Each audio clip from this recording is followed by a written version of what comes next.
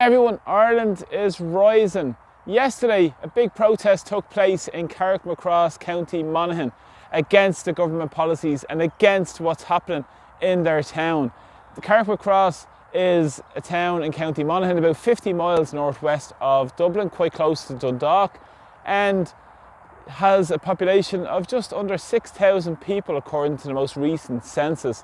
Now, this protest yesterday was attended by upwards of nearly 2,000 people, an absolutely enormous amount of the population of Carrickmacross and the surrounding area came out to demand better for their town. It's absolutely disgraceful what's happening in towns up and down the country.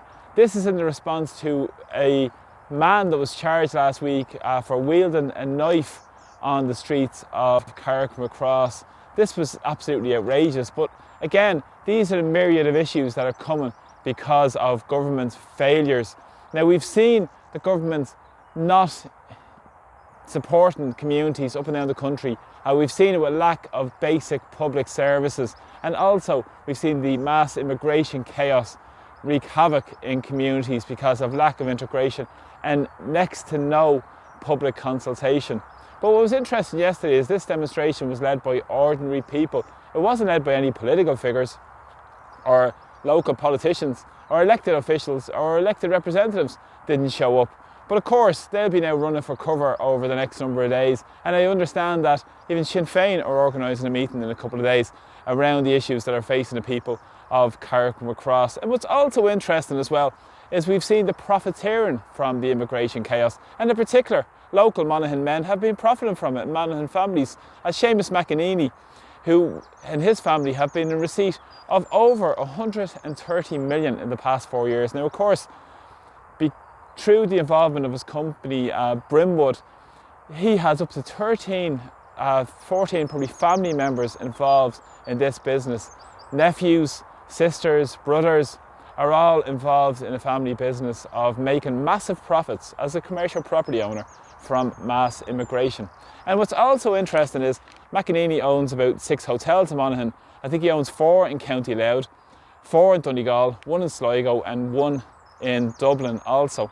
So again, we've seen the decimation of the tourism industry by local hotels in towns that are sometimes the only hotel in various towns have been closing to profit those big cash-rich investors that are making huge money out of the misery of others. Now, also what's important, due to recent revelations, there's also other GAA people involved in this money-making business. We've seen the involvement, for instance, with the Brogan family in around the hotel in Holy Cross, County Tipperary. We've also seen the involvement of Davy Burke. He's the manager of Roscommon. I think he's the youngest GAA manager, who made up to €2 million last year. And he's linked in with a man from the Monaghan Public Participation Network. Now, this is interesting, who owns 50% of this business. This pulled in about €2 million, I think, last year.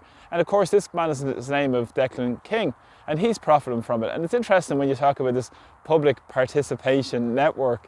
This is a real complete sham. And ultimately, this was to encourage community groups, voluntary groups, and people to come forward and get involved in the local forums. Initially came from the whole idea around community forums, and also moved on then in 2014 under the Local Governments Act through none other than, wait for it, Phil Hogan. Of course, Phil Hogan, the man who said he would turn water off to a trickle. Do you remember that, Phil Hogan? And of course, Golfgate, and of course, Enda Kenny's best friend. But of course as well, he was the man who orchestrated the move of Harris to the leadership of Fine Gael as well, and a key lobbyist as a former European Commissioner.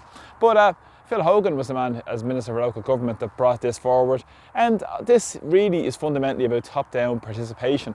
It's not about getting locals involved in local issues that are impacting them. And it's really about working together to get the policies that they want anyway enacted in everybody's community. So it shows up the sham of local democracy. Ultimately, most power rests with chief executive officers of these local democracies or local councils. And fundamentally, there is next to no power in these local councils. And when you consider people in these so-called public participation networks are making massive money from it, it just demonstrates the fact. And it depoliticises the issues around people that are impacted as well. And it's crucially important that people build local groups, local gatherings, local meetings, local forums, properly led by ordinary people, not part of any corrupt system that benefits the status quo. And people that will say, well, you know, the politicians will say, well, we need more Gardaí on the street. And of course, Mary Lou McDonald said there should be no limits on immigration and agreed with the government's narrative. And of course, these people are going to turn around and say what some people want to hear. But in fact, they're just doing the job of their masters in Brussels and their globalist bosses and have no interest in representing the people of Ireland and the people of local communities such as Carrickmacross.